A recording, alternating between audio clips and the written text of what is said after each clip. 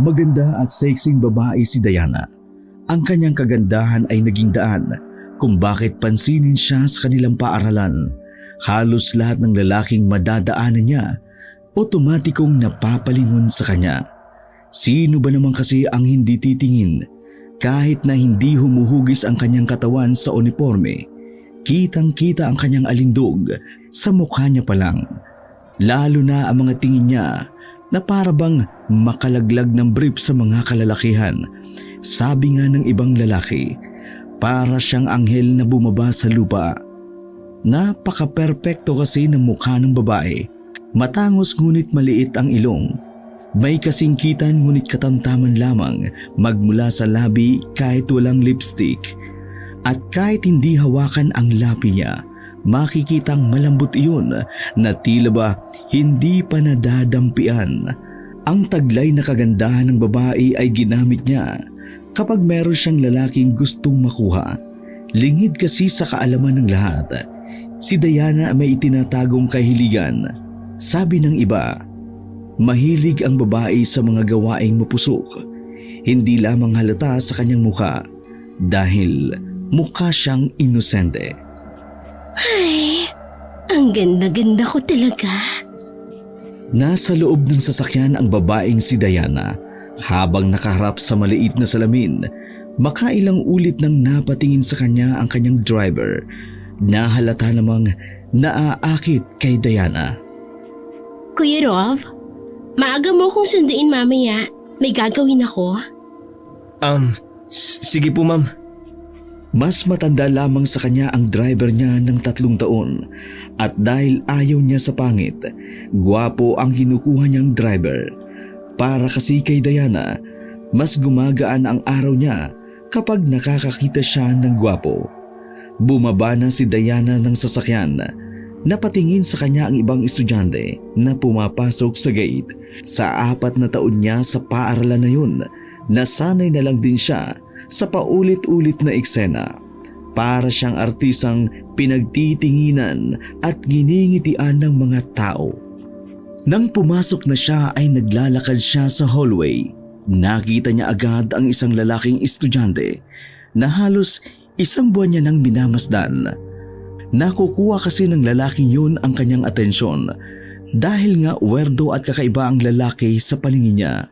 Huminto siya sa harapan ng lalaki. Nagtataka naman ang lahat ng nakakakita. Ikaw, anong pangalan mo? Ako? May iba pa bang ikaw? Tumingin-tingin muna ang lalaki sa paligid. Nahihiya ito sa eksenang ginagawa ni Diana. Tinatanong kita, anong pangalan mo? Vicente. Vicente ang pangalan ko. Bakit? Samahan mo ko. Hinawakan ni Diana si Vicente sa braso at sapilitang hinila palayo sa hallway. Parang mga asong naglalaway naman ang mga lalaking naiinggit. Nakarating sila sa hardin ng kanilang paaralan kung saan wala nang gaanong taong naruroon. Binitiwan ni Diana ang binata, saka tumingin ng diretso. Sandali, hindi kita kilala. Anong kailangan mo sa akin?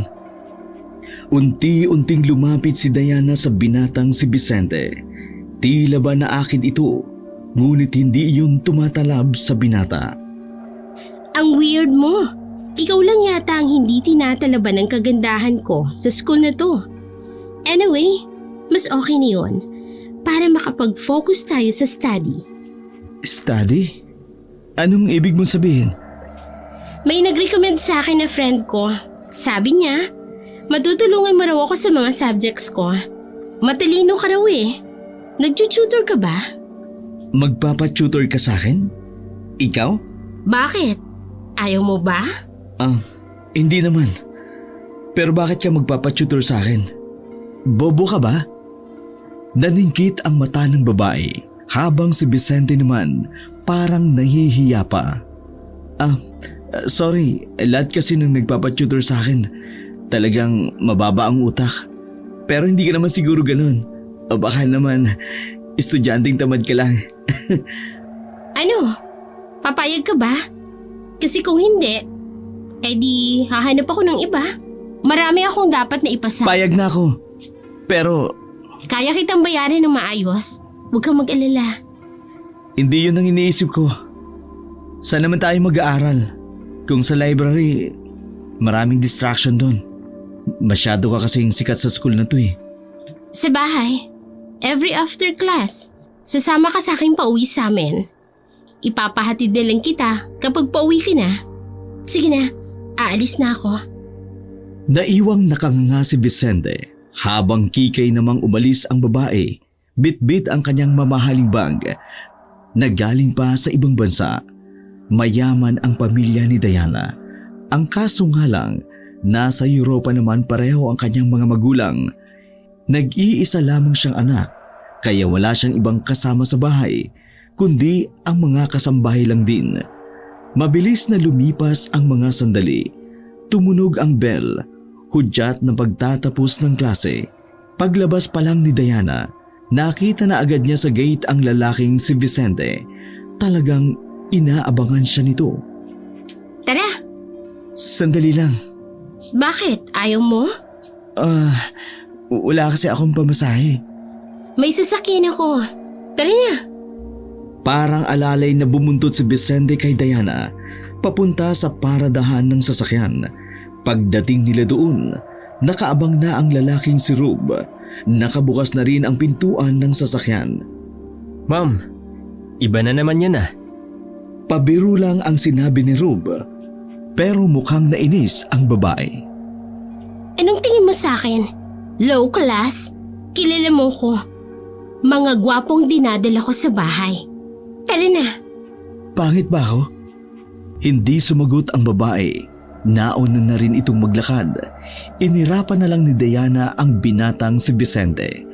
Ang tingin niya lang kay Vicente, isang kasangkapan para makapasa siya sa kanyang subjects. Kahit kailan, hindi niya na-imagine na makikipagtikiman siya rito. Lahat ng lalaking gugustuhin ni Diana, madali niyang nakukuha. Madali niyang makakasama sa kama. Pero kahit na ganun, pinananatili ni Diana ang kanyang pagiging high class. Tinuturing niya lang na laruan at parausan ang mga kalalakihan. We're here, ma'am. Alam ko, dito ako nakatira eh. Pagbaba nila, sinuyod ni Vicente ng tingin ang buong paligid.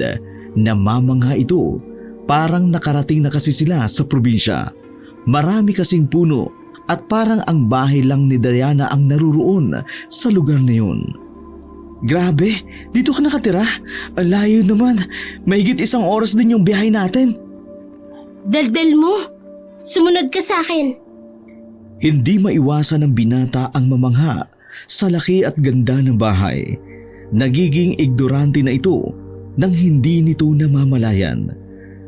Papasok na sana sila sa main door, pero nagkalaglagan ang mga dalang gamit ni Vicente. Napalingon din si Diana. Naiirita kasi siya sa mga lalaking mahinhin. Nang tingnan ni Diana ang mga nagkalat na gamit sa lapag, nakita niya ang itim na libro. Napuko noon ang kanyang tingin, kaya naman inagaw niya yun mula sa kamay ni Vicente. Wag mong basahin yan. Bakit wag? Baka lalo ka lamang mawerdoan sa akin. Tsaka, alam ko hindi yan yung mga libro na gusto mong basahin. Hindi nagpapigil ang babae. Binuklat nito ang libro.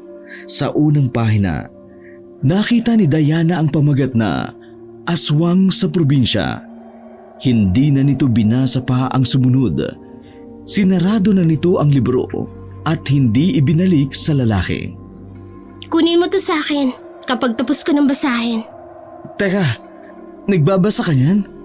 Ayoko muna ng tanong. Magpapahanda lang ako ng pagkain, tapos magsisimula na tayo. Gusto kong makapasa sa subject ko, kahit hindi ako matalino, para naman matuwa ang parents ko.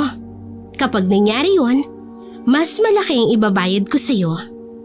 Magsasalita pa sana si Vicente, pero naglakad na rin papasok ng mansyon ang babae. Walang paligoy-ligoy matapos silang hatiran ng pagkain sa balkonahe. Sinimula na nila ang dapat gawin. Seryosong nakikinig si Diana sa mga sinasabi ni Vicente. para matutunan niya agad ang mga dapat niyang malaman. Masasabi ni Diana, talagang matalino nga si Vicente. Hindi na siya nagtaka. Marami din talaga kasing nagpapatutor sa lalaki. Lumipas ang halos 2 oras, natapos na rin sila sa kanilang session. Aminado si Diana na kahit may pagkabobo siya, may mga natutunan din siya kay Vicente. Natapos din. Yun na muna sa ngayon. Baka abutin tayo kinabukasan kapag itinuloy natin. Dinampot ni Diana ang baso ng juice, saka sandaling lumagok. To be honest, mas magaling ka pang magturo kaysa kay Fro. Nako, hindi naman. Mas may karanasan sila kaysa sa akin. By the way, matanong ko lang, mahilig ka ba sa mga urban legend? Ha? Ano? Urban legend? Oo. Mahilig ako ron. Teka, bakit mo natanong? Sumandal si Diana sa upuan, tumingin sa maliwanag na buwan. Mahilig din kasi ako ron, lalo na sa aswang. Parang nasabik si Vicente na pakinggan kung ano ang maaari niyang malaman. Alam mo, hindi tayo close. I mean, ngayon lang tayo nagkita at nag-ausap, pero pwede ko bang malaman kung anong dahilan? Kung bakit ka nahilig doon? Ngumisi si Diana at napailing. Sasabihin ko, pero kapag ito sinabi mo sa iba, humanda ka sa akin. Huminga ng malalim si Diana. Inalala nito ang nakaraan. 9 na taon pa lang ako noon. Mag-isa lang ako sa bahay. Kasi nasa trabaho mga magulang ko. Narinig ko sa kabilang bahay na parang may naglalakad sa bubong. Sumilip ako sa bintana. Pagtingin ko, nakita ko sa bubungan ng kapitbahay namin isang lalaki. Walang damit, nakapantalon. Tapos nakadapa siya sa bubong na para bang binubutas niya. Bata pa ako noon, kaya hindi ko pa nakontrol ang reaksyon ko. Napasigaw ako. Tumingin sa akin ng lalaki. Madilim, kaya hindi ko makita yung mukha niya. Pero iba ang kutob ko noon. Nang gumapang siya at lumundag papunta sa bubungan namin. Alam ko na agad na hindi siya tao. Sa sobrang takot ko, nagkulong ako sa kusina namin. Maraming bawang doon, kaya hindi nakapasok ang lalaking yon. Doon pa lang na-realize ko na baka aswang ang lalaki. Buntis din kasi yung kapitbahay namin. Sinabi mo ba yan sa mga magulang mo? Oo, naniwala naman sila. Kaya nga lumipat kami ng bahay. Lagi na kasi akong inaaswang dati. Kaya napilitan kaming umalis doon. Dahil nga sa experience niyon. Kaya nagkaroon ako ng interes sa mga urban legends. Lalo na sa aswang. Ang astig, no? Di ko inaakala. Ang pinakamagandang sikat sa school may ganitong karanasan at naniniwala sa ganun. Akala ko, ako lang naniniwala dun.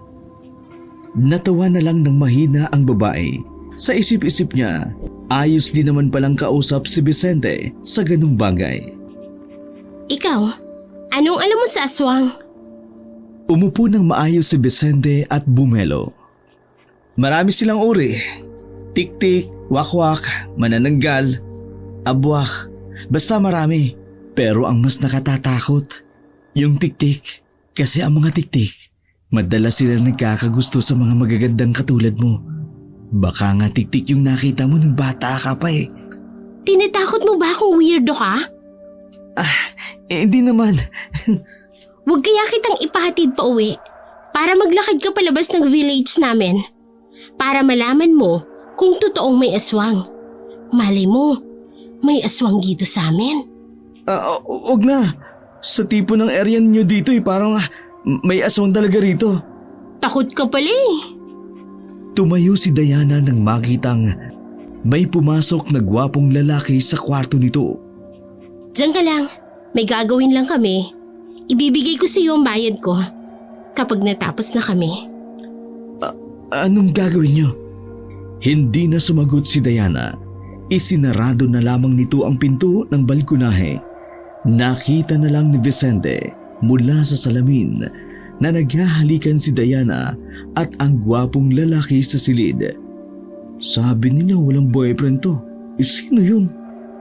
Nanlaki ang mga mata ni Vicente nang makitang nagsimula na ngang magbakbakan sa loob. Tukaan ng tukaan ang dalawa habang si Vicente naman buhay na saksi lamang. Puro ungol at mura ang naririnig ni Vicente roon. Hindi siya mapakali. Hindi siya komportable dahil yun ang unang pagkakataon na nakakita siya ng ganun. Masyado pang inosente ang isip ni Vicente sa ganung bagay. Sa katunayan, hindi pa siya nakararanas na makarating ng langit kasama ang isang babae. Tumalikod na lamang si Vicente at sa buwan na lamang siya tumingin. Makalipas ang isang oras, humupa na rin ang tila digmaan sa silid ni Diana. Kanina niya pa gustong umalis pero hindi siya makadaan.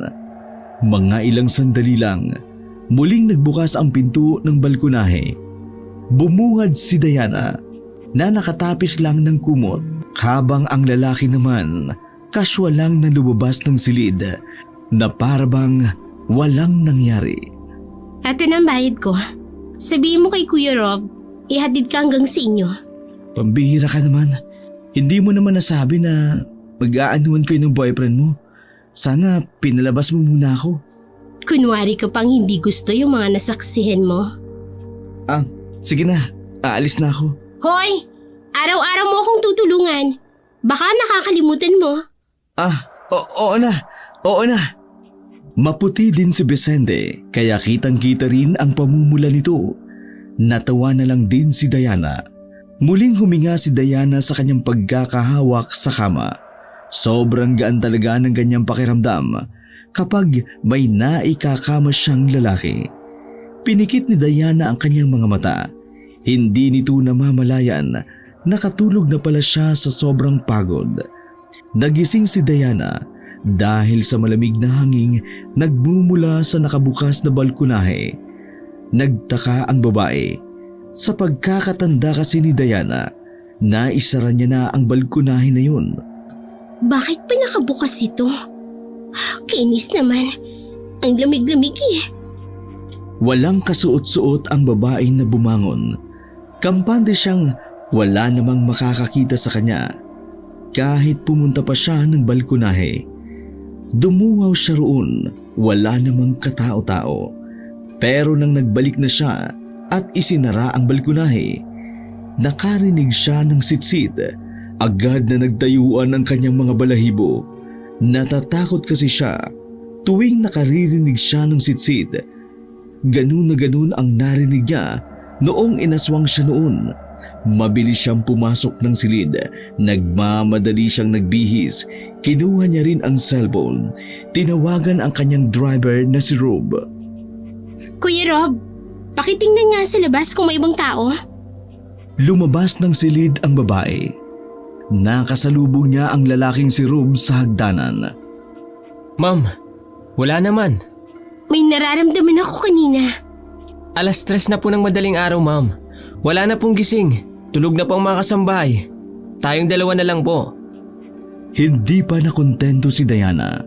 Lumabas ito ng mansyon. Tiningnan ang paligid. Wala silang nakitang bakas pero hindi pa rin mawala ang takot ng babae. Bumalik ang kanyang trauma noong bata pa siya. Ma'am, di po kaya guni-gunin niyo lang? O kaya naalimpungatan lang po kayo? Napabuntong hininga ang babae. Pinagpalagay na lamang niya na guni-guni niya lang ang mga narinig. Ay, siguro nga guni-guni ko na nga lang. O ikaw, bakit gising ka pa? Tinawagan niyo po ako, ma'am eh. Pasensya na. Sige na, matulog ka na ulit. Tumango na lamang ang lalaking si Rob. Bumaba ito ng hagdan habang si Diana naman napaupo na lamang sa baitang at napailing. Tama, hindi na ako inaaswang. Bata pa ako noon at wala na yun ngayon. Huwag kang mag-isip ng kung ano-ano, Diana. Parang tangang kinakausap ni Diana ang kanyang sarili. 1 buwan ang nakalilipas. mas naging madalas ang pag-uusap at pagkikita ni Diana at ng werdong si Vicente. Yun ay dahil nagiging maganda ang epekto ng pagtuturo ng binata kay Diana. Napagpasyan kasi ng mga magulang ng dalaga na si Vicente na lang ang opisyal na tutor ng babae. Kumbaga, kinontrata si Vicente para si Diana lang ang kanyang tuturuan. Bukod pa roon, malaking pabor na rin kay Diana na nakakasama niya si Vicente. Dahil sa mga nakalipas na linggo, napapadalas din ang pakiramdam ni Diana na parabang may sumusunod sa kanya at nagmamasid. Wala ka bang sundo ngayon? Bakit tayo magta-tricycle? Wala si Kuya Rob. Umuwi sa kanila. Patay daw kasi yung lola niya. Nasa gilid ng kalsada ang dalawa nang may dumaang tricycle at pinara ni Diana. Nagtaka si Vicente dahil sa ibang direksyon sila pumunta. Sa pabalik-balik kasi ng binata sa bahay ni Diana, kabisado nito ang daan patungo roon. Uy, bakit dito tayo dumaan? Palayo na ito sa bahay niyo ah. Sino bang nagsabi na pupunta tayo sa bahay? O di ba nag-aaral tayo? Ngumiti ng nakakaloko ang babae. Itinuon nito ang atensyon sa cellphone. Nanahimik na lang din ang binata at makalipas ang ilang minuto, huminto na rin sila sa isang motel na nakatirik sa gilid ng kalsada. Pagbaba pa lang ng dalawa, nakaramdam na kaagad ng kaba ang binata. Tila iritado naman ang mukha ni Diana. Hindi niya gusto ang pangungunsumi ng lalaki. Uy, isang buwan pa lang tayo magkaibigan. Hindi porket nalaman mong virgin pa ako, dito mo na ako dadalhin. Huwag naman ganyan. Sumingkit ang mata ni Diana. Natatawa na lang siya dahil sa sinabi ng binata. Ang totoo kasi, meron siyang gustong kitaing tao. Isang lalaki na ilang araw niya lang na nakatext at nakakatawanan. Ang lalaking iyon ang labis na pumukaw ng atensyon ng dalaga. Hindi naman sobrang gwapo ang lalaking iyon. Masasabi ni Diana, simple lang ang mukha, pero grabe ang sex appeal.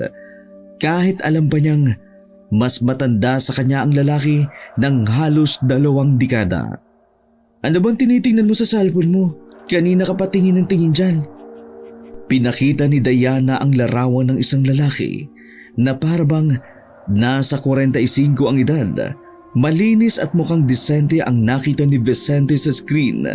Mas mukha pa ngang matinong tingnan kesa sa kanya. Oh, papa mo? Anong gagawin ko sa papa mo? Ang slow mo talaga. Hindi ko yan, Papa. Ano? Papa ko yan. Papa tirikin ang mata. Ha? Pinagsasabi mo?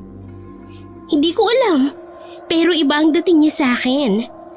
May something sa kanya.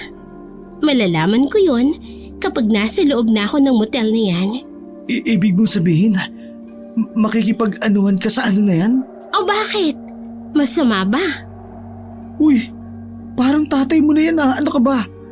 Wala ka na ba talagang delikadesa? Kababae mong tao eh. Bakit ang hilig mong… Bakit? Mga lalaki lang ba ang pwedeng makipagtalik sa kung sino-sino?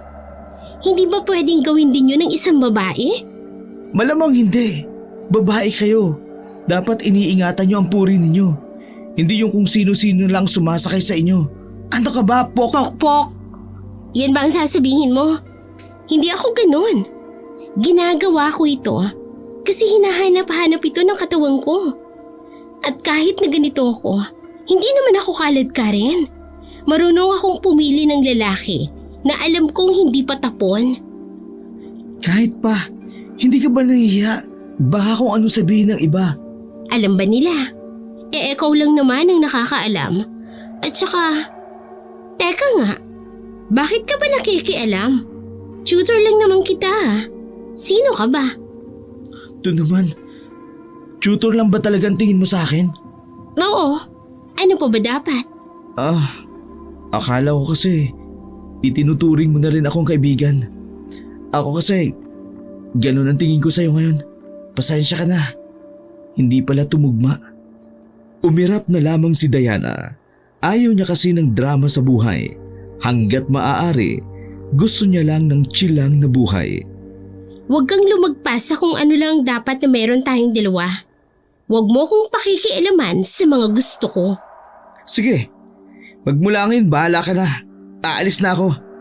Hindi naman parte ng pagiging tutor ko ang ihatid kita sa motel. Tawagan mo lang ako kapag tapos na kayo. Mag-enjoy ka sana. Hindi na nagsalita pa si Diana. Pumasok na ito sa loob ng motel habang naiwan namang nakatayo si Vicente.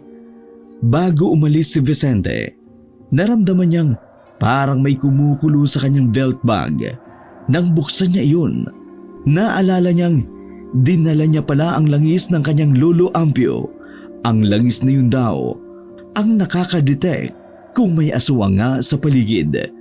Nanlaki ang mga mata ng binata habang tinitingnan ang langis. Sigurado siyang may aswang sa area na yun, pero mas pinili na lamang niya ang umalis dahil sa inis sa dalaga. Samantala, agad namang nakuha ni Diana ang numero ng silid kung saan naghihintay ang lalaki. Ang lalaking iyon na nagpakilala sa kanya bilang Alejandro. Nakilala niya lamang iyon sa isang dating site. Gabi-gabi niyang nakakausap sa call and text si Alejandro. Dahil din sa lalaki, kaya pansamantalang natigil ang pagiging playgirl niya. Kumbaga, natuon lang talaga ang focus ni Diana kay Alejandro. At ang dahilan, hindi niya maipaliwanag, basta't pakiramdam niya lang may kakaiba sa lalaki na dapat niyang malaman. Pagbukas niya ng pinto, ay bumungad si Alejandro na nasa isang lamesa. Hindi kalayuan sa kama, may alak sa lamesa. Naroon din ang pagkain na sakto lamang para sa kanila. Para bang isang date ang napuntahan ni Diana sa halip na bakbakan kaagad. Lumapit agad si Alejandro sa kanya at inalalayang makaupo. Nice to see you again, Diana. Pero, eto ang una nating pagkikita. Tama ba ako? Ang ibig kong sabihin parang nakita na kita noon. You look so familiar. Ngumiti si Diana. Parang pamilyar ka rin sa akin. Hindi yung mukha, pero yung presensya mo. Parang nagkita na tayo somewhere. I just can't remember. Nakakatawa, diba? Pero ang mahalaga, komportable tayo sa isa't isa. Gumulong ng gumulong ang usapan ng dalawa hanggang sa hindi na malaya ni Diana. Nalilibang na pala siya. Sobrang gaan ng kanyang pakiramdam sa lalaking si Alejandro. Hindi niya maintindihan kung dahil ba namimiss niya lang ang kanyang ama o sadyang apektado siya sa appeal ng lalaki. Sa tuwing titingnan kasi ni Alejandro, bumibilis ang tibok ng puso niya. Sa palingin niya, parang kasing edad lamang niya si Alejandro. Matapos ang oras nila sa hotel, dismayado si Diana. Wala namang kasing nangyari sa kanilang dalawa. Puro kwentuhan lang. I can drive you home. Hindi. Okay lang akong mag-isa. May magsusundo naman sa akin. Boyfriend? Hindi. Driver ko. I see. So, mauna na ako. Thank you for tonight. Ingat ka sa pag-uwi. Salamat din, Diana. You made my night. Send me a message kapag nakauwi ka na. Tumango na lamang si Diana. Pinagmasdan na lamang niyang sumakay si Alejandro saka umalis. Kainis. Wala nga pala si Kuya Rob. Paano ko uuwi nito? Sa mga ganoong oras, pahirapan ang makahanap ng sasakyan. 12:00 na rin kasi ng madaling araw. Nahihiyari naman siyang pabalikin si Alejandro dahil malayo pa ang uuwian noon. Well, wala naman akong magagawa. Kailangan kong maglakad. Malapit lang naman rito yung sakayan ng tricycle pabayan. Sana mayroon pa. Mag-isang naglalakad ang babae sa gilid ng kalsada. Ang inaakala niyang malapit lang na terminal, malayo pala kung lalakarin. Tila ba nagsisisi ang babae sa ginawa niyang desisyon. Lumingon siya sa likuran nang maramdaman niyang may sumusunod sa kanya. Sa mga ganoong pagkakataon, mas lumalabas ang pakiramdam ni Diana, lalo na kapag kinakabahan.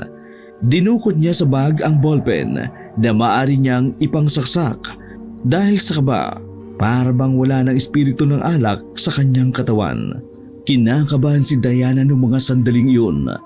Mas nakadagdag ba sa pagkabahala niya ang ideyang walang ibang naroon kundi siya lamang.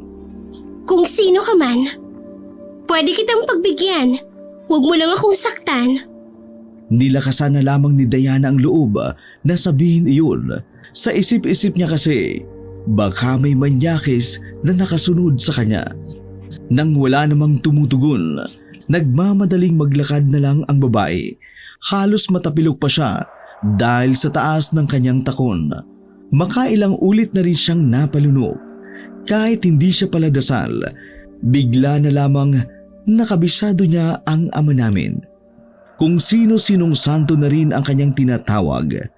Napatili si Diana nang may humawak sa kanyang balikat. Nasa aktong sasaksakin niya sana ng ballpen na yun.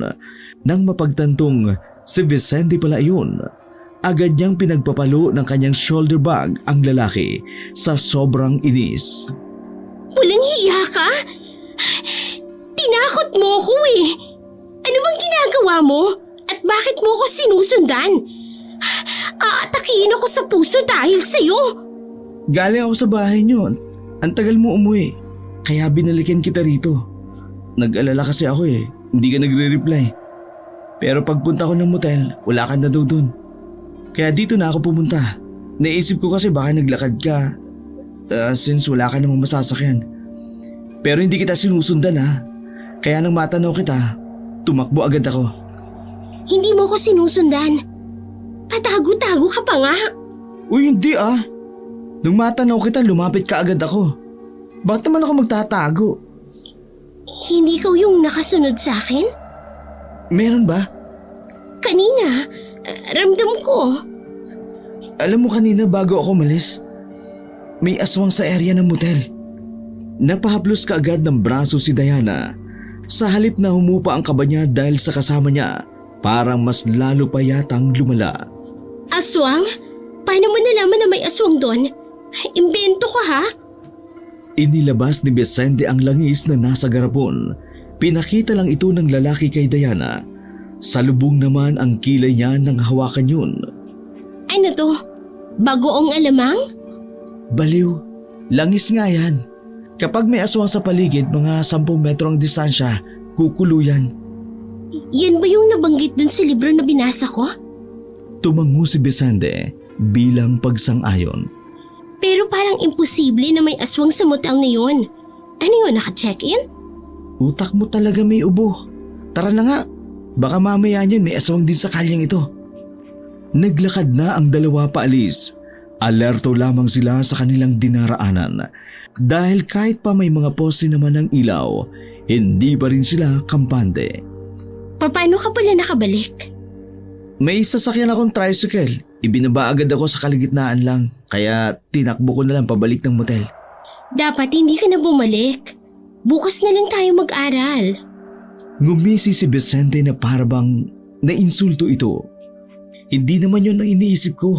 Alam mo, wala kasi akong tiwala sa lalaki mo. Parang unang tingin ko pa lang parang may gagawing hindi maganda. Vicente? Oo na, hindi na ako makikialam. Hindi ka pa nga nagpapasalamat na may kasabay ka na ngayon. Eddie, thank you! Lumipas ang mga sandali. Natanaw na rin ng dalawa ang terminal ng tricycle. Kaso sa kasamaang palad, wala ni isang tricycle ang naroon. Napakunot na lamang ng ulo si Vicente. Ano gagawin natin ngayon? Wala namang masasakyan. Umupo ang dalawa sa mahabang upuan na bakal. Nasa ilalim sila ng poste habang sinusuyod ng tingin ang paligid. Wala tayong magagawa. Maghihintay tayo na may mapadaan na tricycle. Huminga na lamang ng malalim si Diana. Kahit paano, nakahinga na rin siya ng maluwag. Palihim siyang umiti at nagpasalamat sa binatang si Vicente. Kung minsan, naiisip niyang paanong nakakatiis si Vicente sa ugali niya. Wala ka bang pamilya? Ikinagulat ng binata ang tanong na yun. Hindi nito inaasahan na magiging interesado ito sa kanya. Meron pero wala sila. Ha? Meron pero wala? Ibig kong sabihin wala na sila. Patay na. Pero nananatili pa rin sila sa puso ko. Kaya pakiramdam ko, may pamilya pa rin ako. Bahagyang lumungkot ang mukha ng binata. Tinapik naman ni Diana ang balikat ni Vicente. Anong nangyari? Yung papa ko nakulong. Napagbintang ang magnanakaw. Namatay siya sa kulungan dahil sa bugbog. Yung mama ko naman, nabaliw nang mawala si papa. Tapos kalaon na nun ano siya? Tumalon siya sa tulay. Narinig na lamang ni Diana na sumisinghot-singhot na si Vicente na nakayuko pa ito. Sorry, hindi ko na pala dapat tinanong. Kaya nga nagsisikap ako sa buhay. Kasi si Lolo Ambio na lang ang kasama ko. Gusto kong suklian ang paghihirap niya sa akin. Kinakaya ko lahat ng pambubuli, panglalait, pambabaliwala. Lahat kinakaya ko. Tapos ikaw, ano? Ha? Anong ako? Wala, lang ako. Umupo na lang muli si Vicente at huminga ng malalim. Pero ang mahalaga, mabuti kang tao, Vicente. Kahit dumaan ka sa hirap, wala kang inaapakang tao, ay di laban lang. Niinggit nga ako sa'yo kasi wala kang iintindihin sa buhay. Ang ganda mo kasi, tsaka sexy pa. Hindi nga lang matalino pero mayaman naman kayo. Hindi dapat kinaiinggitan ang isang taong hindi nabibigyan ng atensyon ng magulang. Kung sabagay, pasensya na ha. Bigla na lamang humiga si Diana at inunan pa nito ang hita ng binata. Ikinagulat naman iyon ni Vicente, ngunit wala naman itong nagawa. Idlip lang ako ha. Gisingin mo ako kapag may tricycle na. Ayos ka rin na. Pumikit si Diana. Sinubukan niyang matulog, kaso malamig na mga oras na yun. Maikli pa naman ang suot niya, kaya lalo siyang giniginaw. Mga ilang sandali lang, nagulat na lamang si Diana nang biglang tumayo si Vicente. Dahil doon, nalaglag si Diana sa lapag. Tumama ang mukha niya sa lapag at parabang bumakat ang labi nito sa semento. Ano ba? Bakit ka ba tumayo bigla? Hindi na muna nagsalita si Vicente. Pinakita nito ang langis na kumukulo. Diana, may aso sa paligid. Malapit lang siya sa atin. Tingnan mo kumukulo. Nataranta ang dalawa, palingon-lingon sa paligid. Mas tinalasan pa ang kanilang pakiramdam habang ang langis naman ay palakas ng palakas ang kulo. Sinyalis ng aswang ay palapit na rin ang palapit sa kanila. Hindi alam ni Diana ang kanyang sasabihin. Kinikilabutan siya sa nangyayari. Hindi iyon ang unang beses na naka-encounter siya ng aswang, pero walang bago sa kanyang nararamdaman.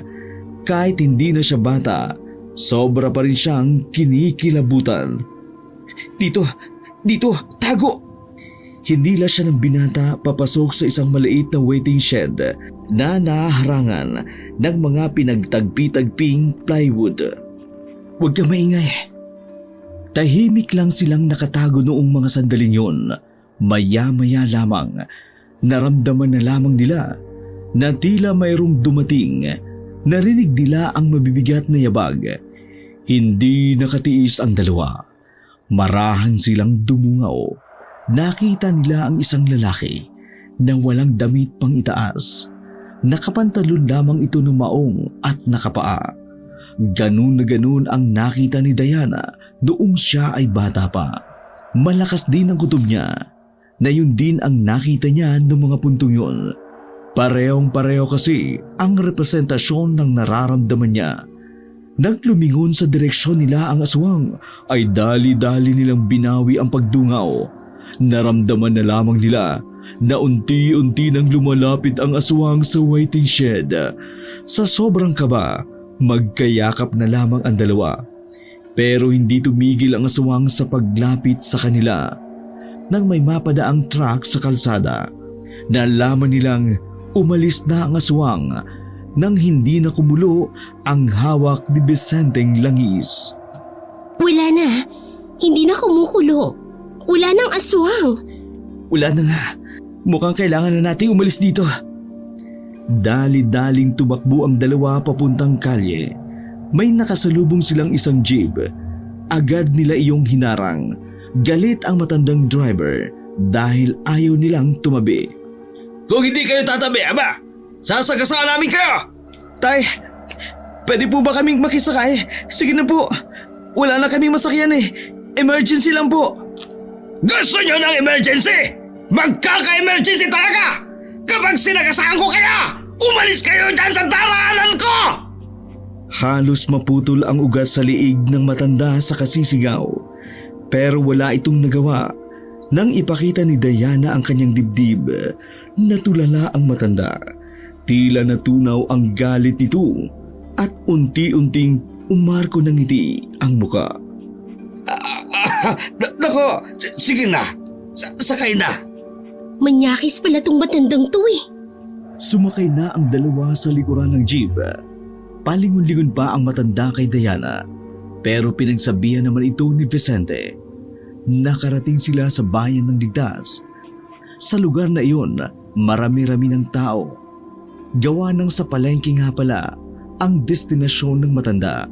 Matapos makapagpasalamat, naglakad na rin si Diana at Vicente. Umupo sa gilid ng kalsada. Pinagmamasdan lamang ang mga abalang tao sa palengke. Yung kanina, paligay ko, siya yung aswang na nakita ko nung bata pa ako. Hindi ako pwedeng magkamali. Eh kung yun nga yun, ibig sabihin, mula noon hanggang ngayon, kilala ka pa rin niya? Hindi ko alam. Kinaumagahan, nakarating na ang dalawa sa kanilang mansyon. Walang katao-tao. Tanging sila lang dalawa. Pinalayas na kasi ni Diana ang kasambahay. Nabwisit siya dahil puro lang kaartihan ang ginagawa. Magpahinga ka na lang sa kabilang kwarto. Sige na, iidlip na muna ako. Mamaya pagising, saka tayo mag-aral. Sige. Naglakad-lakad si Vicente patungo sa kabilang kwarto. Sinalpak naman ni Diana ang sarili sa kama hanggang sa tuluyan na siyang napahimbing. Nagising ang dalaga na makarinig siya ng malakas na sigaw mula sa kabilang kwarto. Boses iyon ni Vicente. Nakasimangot agad ang babae nang marinig ang kumakatok na binata sa pintuan niya. Binuksan ni Diana ang pinto. Bumungad naman si Vicente. Napawis na pawis. Namumula ang muka na mukhang takot na takot. Ano ba? Bakit ka ba sumisigaw? Natutulog ako. Diana, makinig ka mabuti. Ano kasi? Yung Alejandro. Yung kinita mo sa hotel. Ano meron? Diana, siyang aswang! Sumeryoso ang babae pero hindi nito nagustuhan ang sinabi ni Vicente. Ano bang pinagsasabi mo dyan? Siya nga! Paano mo nga nasabi? Anong ebidensya mo? Sige nga! Kasi binangungot ako na naginip ako na siya yung aswang. Tapos kinuha ka niya. Tapos… Manahimik ka nga! Naiirita ako sa'yo! Natameme si Vicente. Nabigla ito sa naging reaksyon ng babae. Sinasabi mong aswang si Alejandro dahil lang na naginip ka na aswang siya. Siraulo ka ba? Kahit kailan, hindi pa nagkamali ang panaginip ko. Madiwala ka! Panaginip lang yan. Hindi mo pwedeng dalhin sa korting ebidensya na yan. Kasi pwedeng imbento mo lang yan. Iniisip mo na nag-iimbento lang ako? Oo, papansin ka eh. Sa weirdo mong yan, hindi malabong gumagawa ka ng kwento para mas mapalapit sa akin. Nakakairita na. Mula nang makasama kita, parang lalong naguluhan ako sa buhay ko. Sunod-sunod ang aberya sa buhay ko, Vicente.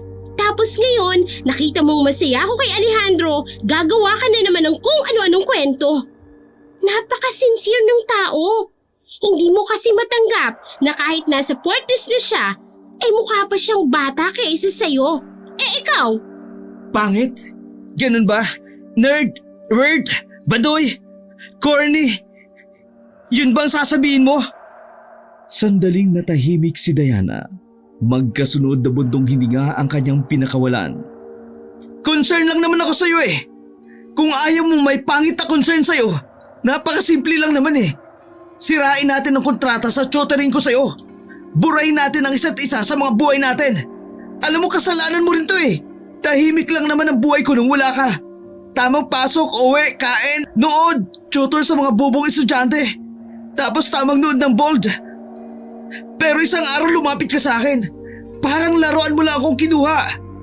Dinaan mo ako sa ganda na porket maganda ka, dapat makuha mo kagad ang approval ko. Pumayag ako maging tutor mo. Wala eh, ang ganda mo eh. Tapos ngayon, tingin mo lang sa akin kasangkapan na kapag kailangan mo, dapat nandyan ako at magagamit mo.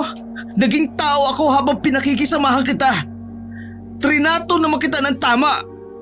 Kahit binababoy mo lang sarili mo, pilit kong itinataas ang respeto ko sa'yo na pilit mo namang binababa. Masaya akong sabay tayo nag-aaral dito sa bahay mo. Lahat ng yon, hindi ko pinagsisisihan. Kahit pati sarili ko, napapabayaan ko na sa kaisip ko. At kaintindi ko sa'yo, kahit na… Hindi ko naman sinabi na itrato mo ko sa kung anong gusto mo. Ginusto mo yan. Sinabi ko sa'yo na huwag kang lalagpas sa boundary natin. Pero lumagpas na ako eh. Habang tumatagal, iba na ang tingin ko sa'yo. Nahuhulog ang loob ko sa'yo. Lahat ng yon, nahuhulog na ako. Lahat ng yung ginagawa ko kasi parang mahal na yata kita eh. Para bang may dumaang anghel dahil ang mga sandaling yun, namayani ang katahimikan. Pumasok ang malamig na simoy ng hangin mula sa balkonahe na nakadagdag naman sa dramang namamagitan sa kanilang dalawa. Sa ginawang pagtatapat ng binata, napangisi at napatawa na lamang si Diana. Hindi niya kasi kailanman nakita si Vicente bilang lalaki sa buhay niya. Sorry, pero hindi kita type. Pwede kitang ituring na kaibigan. Pero suklian yung pagmamahal mo? Never! Hindi kita nakikitang lalaki na makakasama ko. Eh kasi pangit ako. Oo, kasi pangit ka. Masaya ka na ba? Paano ako magiging masaya kung pagiging ang pangit lang naman pala ang problema? Tapos ngayon iiyak ka. Ay di ba yun ang gusto mong marinig? Alam mo ang problema sa'yo? Pangit din ang tingin mo sa sarili mo. Kaya pangit din ang tingin sa'yo ng mga tao. Tapos maninisi ka sa iba na hindi ka magustuhan kasi pangit ka. Kasalanan mo yun. Kasi ayaw mong ayusin ang sarili mo. Kunwari ka pa. Kahit siguro aswang basta gwapo, papatulan mo. Oo. Total gano'n naman kababang tingin mo sa akin, di ba? Kahit aswang basta gwapo, sige. Kahit basurero basta gwapo, sige. Kahit mamamatay tao basta gwapo, sige lang. Lahat sasakyan ko basta gwapo. O ano? Happy ka na? Umalis ka na. Ayoko nang makita ka kahit kailan. At kalimutan na natin ang isa't isa. Mas maganda pang magpakain sa aswang kaysa magpakain sa'yo. Padabog na isinarado ni Diana ang pinto. Nagbagsakan pa ang mga nakasabid. Sa unang pagkakataon, naramdaman na lamang ni Diana ang pagtulo ng kanyang luha. Hindi niya inaakala na ganun ang magiging impact sa kanya ng mga sinabi ni Vicente. Dinampot na lamang ni Diana ang kanyang cellphone. Makikipagkita na lamang siya kay Alejandro.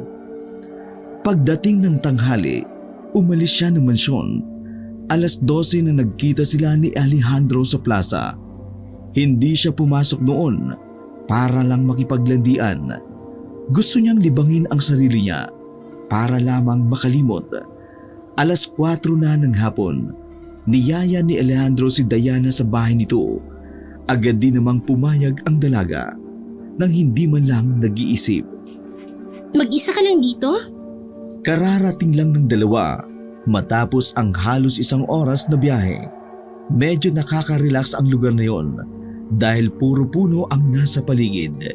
Sa ibang sabi, nasa liblib na parte ang bahay na yon. Kasama ko rito noon yung ex-wife ko. Nag-asawa siya ng iba kaya mag-isa na lamang ako. Huwag ka mag-alala. Matagal na yun, kaya wala na akong sabit. Hindi ko naman iniisip yon. Pinaupo na muna ni Alejandro ang dalaga sa sofa at kinuha ang bag nito saka iniligay sa kabilang sofa. Pasensya ka na, ang layo ng bahay ko. Ganitong lugar kasi ang gusto ko. Tahimik, malayo sa ingay at sariwa ang hangin. Naku, ayos lang naman. Masaya nga ako kasi nakaka-relax dito. Dito ka lang. Ipagluluto kita ng makakain. Sige, maraming salamat. Kasyual na nagtungo ang lalaki sa kusina. Napatingin pa si Diana roon. Kahit anong gawin niya, hindi niya talaga nakikitaan ng pagiging aswang si Alejandro. Malayong malayo sa sinabi ni Vicente. Para sa kanya, marahil gumagawa lamang ng kwento si Vicente para layuan niya si Alejandro. Kung totoo man ang panaginip na yun, hindi niya yun dapat isipin dahil panaginip lamang iyon. Habang abala ang lalaking si Alejandro, sinuyod naman ni Diana ang tingin sa paligid ng bahay. Saka lamang niya napansin na parang ang dilim.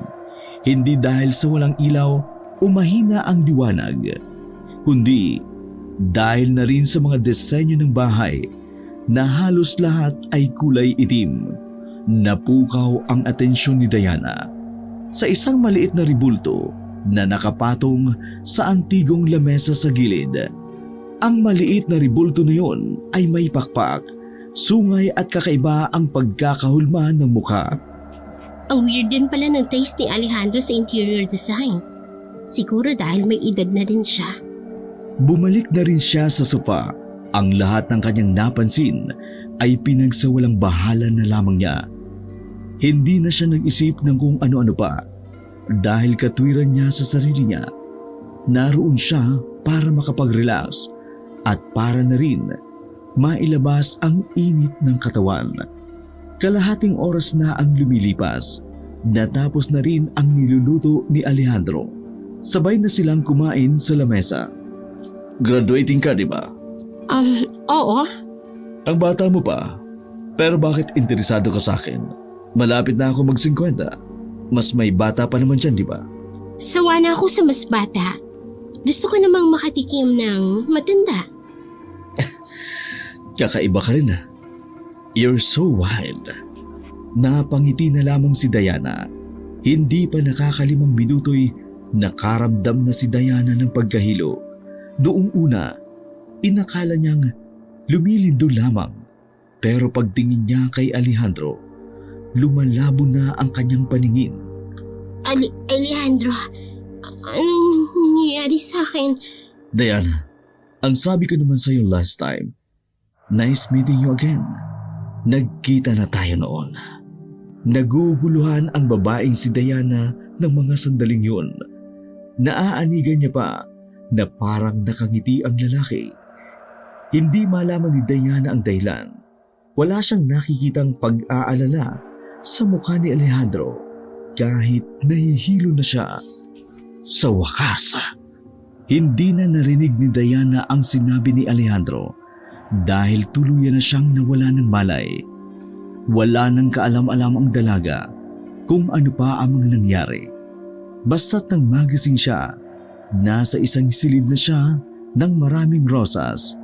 Pipikit-pikit matapang bumangon ang babae. Napahawak siya sa kanyang ulo at sumasakit pa ang kanyang ulo. Teka, iba na ang suot ko. Napansin niyang naging pulang dress ang suot niya. Nang ilibot niya ang kanyang tingin sa malaking silid, nakita niya si Alejandro na nakaupo sa parang trono sa gilid ng silid.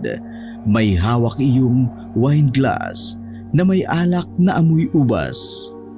Alejandro, nasan tayo? Ano to? Wala ka bang naaalala sa gabing ito? Ha? Sandaling bumalik sa alaala ni Diana ang mga sinabi ng lalaki bago siya nawalan ng malay. Diana, isipin mong mabuti, 11 taon na ang nakalilipas mula nung una tayong magkita. Sandali, ngayon lang naman tayo nagkakilala. Saka anong sinasabi mong 11 taon? 9 years old pa lang ako noon. Teka, Sumilay ang nakalulukong ngiti sa mukha ng lalaking si Alejandro. Sa ngiting iyon, nakaramdam si Diana ng kakaibang takot. Tila ba nagbago ang tingin niya kay Alejandro. Ang maginoo at matipunong lalaki nagdulot sa dalaga ng pagkailang, pagkabahala at kaba. Tama ang iniisip mo, Diana. Tama. Nanlaki ang mga mata ng babae.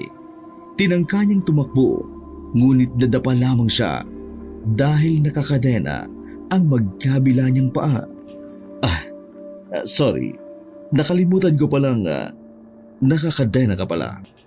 Marahang bumangon si Diana habang dinadama ang pagtama ng dibdib sa simento. paano mo ko nagawang lukuhin? Paano? Simple lang. Napakababa mo kasing babae. Napakadali mong kunin. Kumagat ka sa paing ko. Matagal ko ring hinintay ang pagkakataon na ito para lamang mahanap ka. 11 taon, Diana. 11 taon.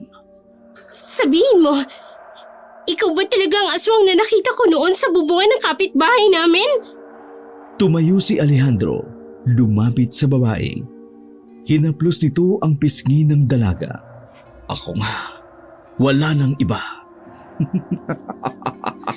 Pakawalan mo ko dito.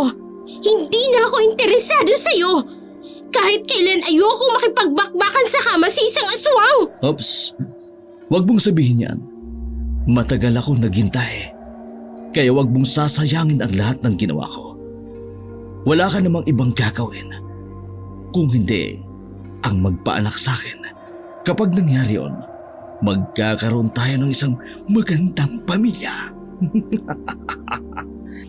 Kinilabutan si Diana kay Alejandro.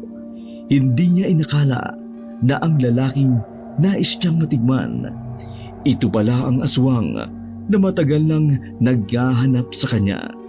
Kung nakinig lamang siya kay Vicente, hindi sana siya aabot sa ganoong punto. Magpaanak? Nababaliw ka na ba? Sa tingin mo papayag ako na magpabuntis sa isang aswang? Manigas ka! Nagbago ang reaksyon ng mukha ni Alejandro. Tila ba naiinis ito sa pagmamatigas ni Diana. Hinawakan ni Alejandro ng maigpit ang buhok ng dalaga. Pero saan itong iniangat ang ulo ng babae?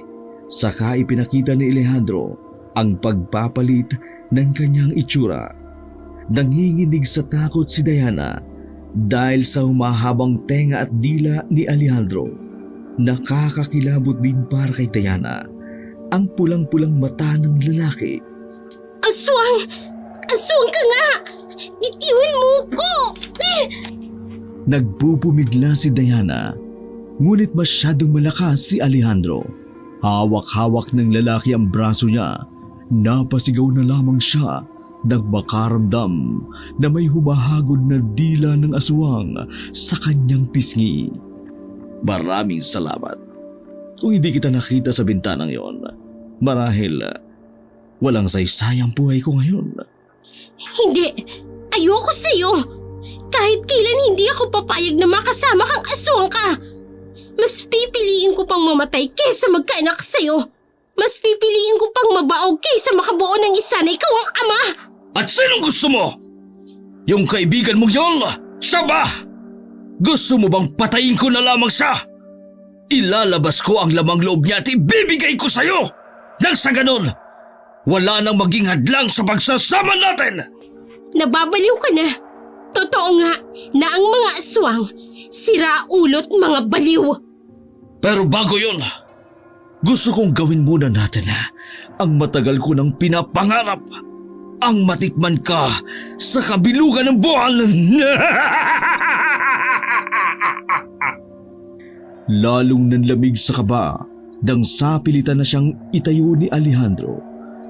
Lumitaw-litaw ang dila ng lalaki na siyang nagpatayo sa balahibo ni Diana. Tinulak ni Alejandro ang babae hanggang bumagsak si Diana sa kama na puno ng rosas. Isa-isa nang inalis ni Alejandro ang kanyang kasuotan. Sa kauna-unahang pagkakataon, wala man lang naramdamang init sa katawan si Diana. Ang tanging nasa sistema niya ay takot at kaba. Pangamba na baka magtagumpay si Alejandro sa nais nitong gawin sa kanya.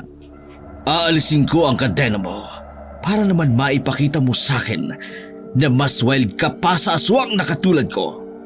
Walang kahirap-hirap na sinira ng lalaki ang kadena habang si Diana naman nakasiksik sa pinakadulong parte ng kama. Wag! Lumayo ka sa akin! Aswang ka! Tumawa lamang ng tumawa si Alejandro. Tumulo pa ang malapot na laway nito sa kama. Tara na, Diana. Gumawa na tayo ng anak. Isang tao, isang aswang. Hindi mo ba iniisip ko ano magiging kalalabasan? Gumawa kayong mag-isa mo! Hindi. Kasama kitang gagawa. Dahil ikaw ang magiging ina ng mga anak ko. Tumigil ka! Menopause ka na! Sinipa ni Diana ang mukha ni Alejandro. Sinamantala niya iyon para tumakbo sa pintuan. Nabuksan niya iyon pero sa kasamaang palad, nahawakan na siya ng lalaki sa damit. Malakas siyang hinila pabalik ng kama na parang isa lamang siyang papel. Ang ayaw ko sa lahat, yung masyado akong binibitin. Sira ulo ka din no? Nung una nating pagkikita, gusto kong may mangyari sa atin. Pero ayaw mo. Tapos ngayon maglalaway ka dyan. Buwang ka ba? Hindi naman kabilugan ng buwan noon. Ngayon, bilog na bilog ang buwan. Tamang oras para gumawa ng sanggol na aswang. Muling lumapit si Alejandro. Pumaibabaw ito sa dalaga. Wala nang magawa si Diana ng mga sandaling yun, kundi ang sumigaw na lamang ng sumigaw. Vicente! Tila ba nagkaroon ng himala nang tawagin niya ang pangalan ng binata. Biglang napaalis si Alejandro sa kanyang ibabaw nang may pumalo sa likuran nito. Nakalimutan mo yata isara ang pinto, aswang! Kasama ni Vicente ang lulo nito, isang magsasaka na minsan kumalaban na ng aswang. Ikaw! Layuan mo ang babae yan! Krasya na nga po ko! Lolo naman, para naman kayong timang. Nang maglabas ng itak ang matandang si Ambio, tila na alarma ang aswang. Ngunit ganun pa man, hindi umatras si Alejandro. Sa halip, mas lalo pa nitong binago ang anyo. Anong akala nyo? Makukuha nyo sa akin ang babaeng ito? Tigilan mo na yan, Alejandro! Matanda ka na! Magbukos ka na lang kung kailan ka mamamatay! Ikaw ang manahimik! Mas matanda ako sa'yo! Pero mas mukha ka pang 50 kaysa sa akin! Natameme si Vicente sa kanyang narinig. Pero nang dahil doon, mas lalong lumakas ang kalooban ng lalaki. Agad namang tumayo si Diana. Pumunta sa likuran ng maglolo. Umalis na tayo rito. Nakakatakot siya. Apo, iha, mauna na kayong lumabas. Ako nang bahala sa isang ito. Sumang-ayon si Diana at Vicente. Hinanap na matanda ang aswang na si Alejandro. Tumakbo naman agad palabas ng bahay ang dalawa. Paano mo nalaman na nandito ako? Nung natutulog ka, nilagyan ko ng tracker ang cellphone mo para kung sakaling mawala ka, alam ko kung saan ka pupuntahan. Palihim na humanga ang babaeng si Diana. Hindi niya inakala na si Vicente ang magliligtas sa kanya sa dami-dami ng lalaking nakilala niya. Mas malaki at maskulado ang katawan. Si Vicente pa talaga, napatpatin ang katawan ang kasama niya ngayon. Hawak-hawak ang kamay habang tumatakbo. Sandali! Huminto saglit. Bakit? May natapakan ako. Nang ilawan ni Vicente ang cellphone, nakita niyang dumudugo ang paa ng babae. Pasanin mo ko, dali! Hindi na hinintay pa ni Dianang pumayag ang binata. Pumasa na siya agad sa likod nito. Muling tumakbo si Vicente palayo. Hindi man lang nabibigatan sa babae. Sadyang naiilang lang siya sa kanyang nararamdaman. Diana, wag mo masyadong idikit ang dede mo. Naiilang ako eh. Nag-iinarti ka pa. Nakita mo na nga yan. Bilisan mo! Nang medyo makalayo-layo na, tumigil na muna ang dalawa. Pumila si Vicente ng tela at itinapal iyon sa babae. Sigurado ka ba na ayos lang ang lolo mo ron? Huminga ng malalim si Vicente. Ayos lang yun. Kayang-kaya niya yun. Eh kapag namatay, di deads. Paliw ka? Ganun naman ang buhay, di ba? Kung oras mo na talaga. Vicente, gusto ko sanang umingi ng paumanhin sa mga nasabi ko. Ay, yaan mo na yun. Pinatawad na kita bago pa kami nagpunta dito ng lolo. Magsasalita pa sana ang babae nang maramdaman nilang para bang may tao sa paligid. Kinuha ni Vicente ang malaking flashlight na nasa kanyang bag. Nang maitapat niya iyon sa kaliwang banda, nakita niya sa gilid ng puno ang isang lalaking nakatayo roon, naglalaway ng kulay itim na likido. Litaw na litaw ang mahaba nitong dila. Anong akala niyo sa akin? Matatalo ako ng matandang yon? Agad nang marang si Vicente kay Diana. Anong nangyari kay Lolo? Ano pa nga ba? Nakita mo naman na nandito ako at wala siya, di ba? Dumukot naman si Vicente ng kung ano sa kanyang bag. Nakuha niya roon ang isang kutsilyo na ginamit niyang pambalat ng mangga. Tumakbo na lang kaya tayo. Nanginginig naman ang kamay ng babae ng dahil sa takot. Pinagpapawisan na rin ang singid nito dahil sa labis na kaba. Hindi pwede. Masusundan niya pa rin tayo. Wala tayong ibang choice kundi harapin ang bokong na to. Kaya mo ba? Tig-aalala ko para sa'yo. Kakayanin ko. Para sa'yo, Diana. Bahagyang pinalayo ni Vicente ang babae. Pumorma naman si Vicente. Gamit lamang ang pangkaraniwang kutsilyo. Sigurado ka ba na lalaban ka sa akin? Yan lang ang hawak mo? Baka naman nakakalimutan mo. Mangga lang ang kayang hiwain, hindi aswang! Pwes, ikaw ang unang aswang na gagawin kong mangga! Tila ba na insulto si Alejandro sa narinig? Mabilis na inatake ng aswang ang binata. Di hamak na mas malakas si Alejandro kay Vicente. Kaya naman, nabalibag dito si Vicente pabalik kay Diana. Vicente! Bumangon agad ang binata.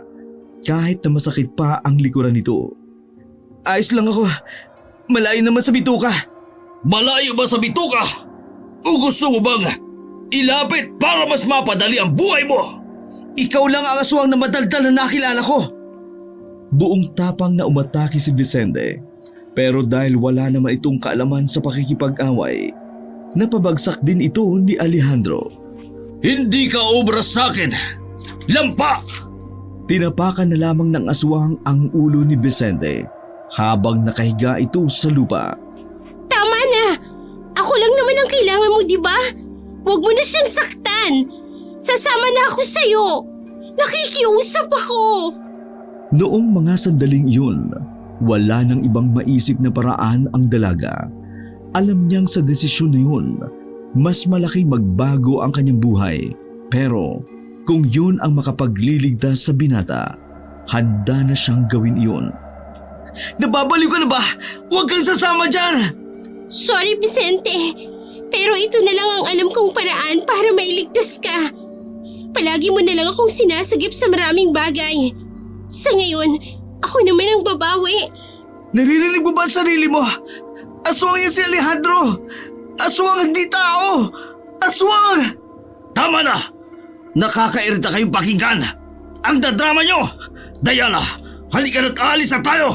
Huwag! Diana! Buong lakas na tumayo si Vicente. Aktong lalapit siya kay Alejandro. Pero sa puntong yun, kinalmot na siya ng aswang gamit ang mahaba nitong kuko. Bagsak kaagad si Vicente at naging duguan. Vicente! Pakiusap! Wag! Tama na, please! Alejandro! Kung hindi lang dahil kay Diana, dinapos na kita ngayon! Mas gugustuhin ko pa mamatay kaysa makitang ikaw ang kasama ng babae yan! Nagawa ulit tumayo ni Vicente. Sa pagkakataong iyon, naitarak niya ang kutsilyo sa liig ni Alejandro. Nagpagewang-gewang si Alejandro dahil doon. Iika-ika namang nilapitan ni Vicente ang dalagang si Diana. Ang daldal mo kasi! Buti nga sa'yo. Pero ikinagulat ni Diana at Vicente ang makitang hinugot lang ni Alejandro ang kutsilyo. Anong tingin mo sa akin? Bata, madali lang mapatay ng lintik ng kutsilyo na ito. Aswang ako. Hindi ako katulad mo na mahinang nilalang. Paggewang-gewang na tumakbo ang aswang papalapit sa kanila. Pero bago pa man iyon makalapit, sumubsob na si Alejandro sa kanilang harapan. Napakapit na lamang si Diana sa braso ng binata. Nakita nilang may nakatarak ng palaso sa ulo ng aswang. Inilawan naman nila agad kung saan nagmula ang palaso. Lo, Lumapit ang matandang si Mang Apio sa kanila na wala man lang kagalos-galos. Akala po namin na paano na kayo? Anong napano? Lintik niyang aswang na yan. Tinakasan ako. Naduwag ata sa akin. Kayo ba? Ayos lang ba kayo? Si Vicente po, maraming galos. Sige, susunugin ko na lang ang aswang na ito at uuwi na rin tayo. At nang magamot kayong dalawa. Tinabunan na maglolo ng tuyong dahon ang katawan ni Alejandro. Saka lamang nila iyon sinilaban. Umalis lamang sila nang masiguradong nasunog na nga ang aswang. Paglabas nila ng gubat na yun, isang tricycle ang nakaparada sa gilid ng kalsada. Dali-daling isinakay ni Diana ang binata. Pinaandar naman agad ng matanda ang tricycle. Makalipas ang kalahating oras, nakauwi na rin sila sa bahay ng matandang si Ambio. Pinahiga si Vicente sa lamesa at mabilis ding ginumod. Pagkatapos ni Vicente, ang mga paa naman ng dalaga ang inasikaso ng matanda. Habang si Vicente naman ay walang malay doong mga sandaling iyon. Alam mo ba, lagi kang nababanggit sa akin ng apo kong yan. Ang sabi niya, gusto ka raw niyang protektahan sa aswang. Kaya pala nagulat na lang ako. Nagpapaturo sa akin kung paano makipaglaban. Sa kasamang palad, hindi siya natuto. Sadyang pang-eskwela lang yata ang talino ng batang ito eh. Tiningnan ni Diana ang nagpapahingang si Vicente. Sa kanya lamang nabigyan ng pansin ang lahat ng ginawa ng binata para sa kanya. Iha, kalma ka na ha. Patay na ang aswang na matagal nang naghahanap sa'yo. Marami pong salamat sa inyo. Ako ang dapat magpasalamat. Kasi sa huling sandali ko rito sa mundo, nagawa ko pang makatulong. Sa totoo lang po, marami na akong nasabing masasakit na salita kay Vicente. Nahihiya ako. Kung sino pa ang hindi ko pinahalagahan, siya pa ang tumulong sa akin. Iha, pinatawad ka na ni Vicente. Kaya patawarin mo na rin ang sarili mo. Mas magiging masaya siya kapag ganon. Alam mo, kapag nakita mo na ang taong laging nandyan sa liwanag at sa dilim ng buhay mo, ibig sabihin, iyon na yon. Ha? Huwag mo nang hahayaang makawala pa. Si Vicente. Sa mga sandaling iyon, saka lamang napagtanto ng dalaga na hindi niya pala kayang mawala si Vicente sa buhay niya. Sa kanyang pag-iisa, ang binata lamang ang tanging karamay niya kahit isang buwan pa lamang silang magkakilala. Habang pinagbamasdan niya si Vicente, dito niya naramdaman na parabang si Vicente lang ang taong gusto niyang makasama. Kinabukasan, paggising ng binata, kinausap agad ito ng dalaga. Nagkaayos sila. Magmula noon, mas naging maganda ang pagsasama ng dalawa. Tumagal ng halos 1 oras ang panliligaw ni Vicente at sinagot rin siya agad. Para kasi kay Diana, ayaw niyang magpaligoy-ligoy pa. Wala na siyang pakialam kung hindi kasing gwapo o kasing macho ng iba si Vicente. Ang mahalaga lamang sa kanya ay kaya siya nitong protektahan sa lahat ng oras, lalo na sa mga aswang. Maganda at sexing babae si Diana.